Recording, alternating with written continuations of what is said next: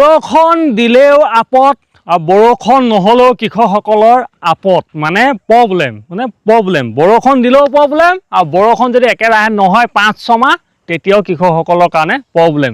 তেতিয়া কি হয়, পুলিত পানী দিব নোৱাৰা হয় বা পানী নাপায়, পুলি ভাল নহয়।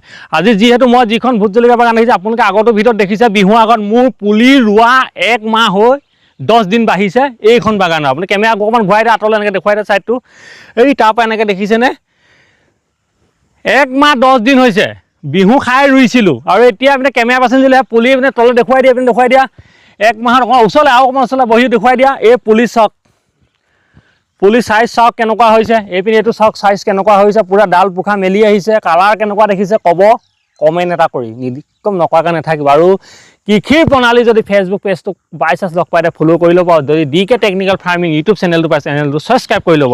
যিহেতু আমাৰ 2-3 দিনৰ পৰা ইয়াত বৰষুণ হৈছে, পূৰা ভাল বৰষুণ হৈছে আৰু সম্পূৰ্ণ পুলিৰ পানীৰ অভাৱ নাইকিয়া হৈছে। আপুনি এইপিনে চাই একদম পানী ইয়াত ডুঙা পাতি গৈছিলে, যিহেতু মালচিঙৰ তলত ইমান নিতিতে, আপোনালোকে ইয়াত দেখিব পাৰিছে ভিজিছে আৰু গুৰিত পৰি পিনি তললৈ সোমাইছে। আৰু মই পানী দিবলগীয়া মোৰ ইয়াত বাকী নাই, মানে আৰু পানী মই দিব নালাগে, যিহেতু মই একদম ভোট জলকীয়াত কমটি পানী দিওঁ।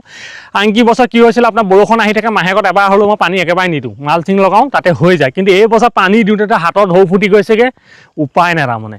এতিয়াও পানী দিব নালাগে, প্ৰকৃতিয়ে বন দেৱতাই পানী দিলে। এতিয়া মেইন কথাটো হ'ল কি, বৰষুণ হোৱাৰ পিছত ফোন এটা আহি গৈছে এই সময়তে, বৰষুণ অহাৰ পাছতে এটা কৃষকৰ মূৰৰ কামনি হয়, কি জানেনে আপোনালোকে, ভয়ংকৰ এটা বেমাৰ লাগে।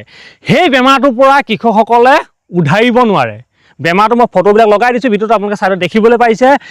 কি হয় সেই বেমাৰটো, আমাৰ কেমেৰা পাৰ্চন যদি ওচৰলৈ লৈ আহে, পিনে মই অকণমান এইপিনে ইয়ালৈ আহা, এই গছ জোপা যে দেখিছে, এইজোপা এতিয়া সুস্থ গছ, আৰু অকণমান ওচৰলৈ আহা, মোক দেখুৱাব নালাগে গছজোপা দেখুওৱা, এজোপা একদম সুস্থ গছ দেখিছে আপোনালোকে, একদম সতেজ কালাৰ ধুনীয়া হৈ আছে।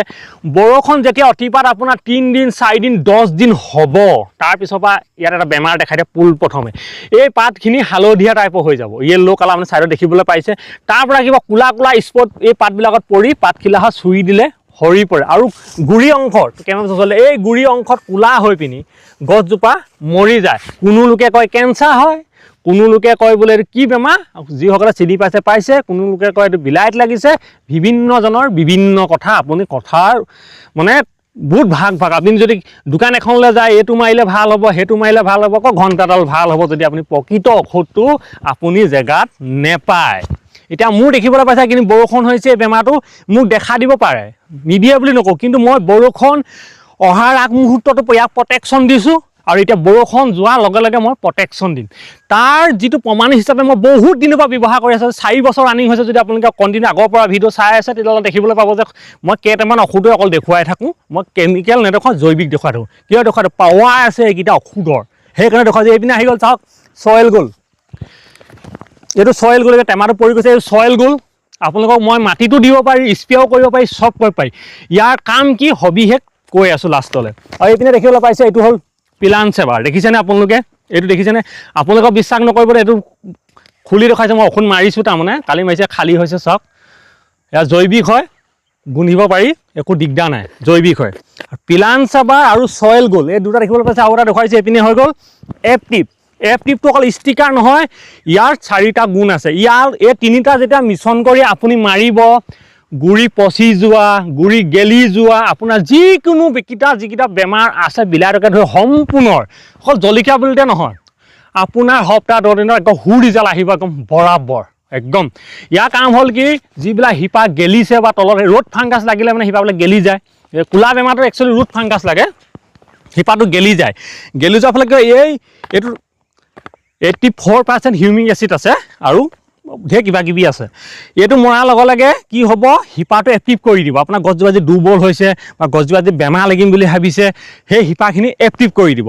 যেতিয়া আপুনি পিলান চেবাৰ মাৰি দিব, এইবিলাক যিবিলাক চেলছ আছে, তাৰমানে গছজোপা মাটিৰ পৰা যিবিলাক অহা বেমাৰ আছে, সেই বেক্টেৰিয়াবিলাক, বেয়া যিবিলাক বেক্টেৰিয়া আছে, এই বেক্টেৰিয়াবিলাক খতম কৰি দিয়ে। খতম মানে চেলবিলাক বন্ধ কৰি দিয়াৰ ফলত কি হয়, সেই গছজোপালৈ সেই বেমাৰটো, যদি আপুনি বেমাৰ নলগা আগত মাৰে, তেতিয়াতো আপোনাৰ বেমাৰটো নাহেই। আৰু যদি বেমাৰ লাগিছে তেতিয়াও যদি মাৰে, সেইটোতো ৰিজাল্ট পাব। আৰু এই তাৰ লগত এফটিপটো যদি আপুনি 5 ml দি লয়, একো দিগদাৰ নাই। এই 3টা ঔষধ যদি মিক্স কৰি আপুনি এবাৰ মাৰে, পৰীক্ষামূলকভাৱে মাৰে, তেতিয়া আপোনাৰ একো টেনশ্যন নাই। মই কৈছোঁ 100% এই যিটো বেমাৰ কোলাৰ পৰা যিটো ৰ'দ ফাংগাছ কয়, বিলাহীত কয়, গুৰি গেলি যোৱা হওক, কেঞ্চাৰ হওক, যিয়ে নহওক সেই প্ৰব্লেমটো একেবাৰে নাহে। আপুনি বিলাহীত পাৰিব, আপুনি জলকীয়াত পাৰিব, সেই বেমাৰকেইটা দেখাতে যিমান খেতি আছে সকলো খেতিতে আপুনি ব্যৱহাৰ কৰিব পাৰিব। এইটো 250 ml বটল আহে, এই দেখিবলৈ পাইছে আপোনালোকে। এইটো আপোনাৰ 100 গ্ৰামো আহে, আধা লিটাৰো আহে। যিহেতু আমি আধা লিটাৰ লওঁ, আধা লিটাৰ আমাৰ পোচায়।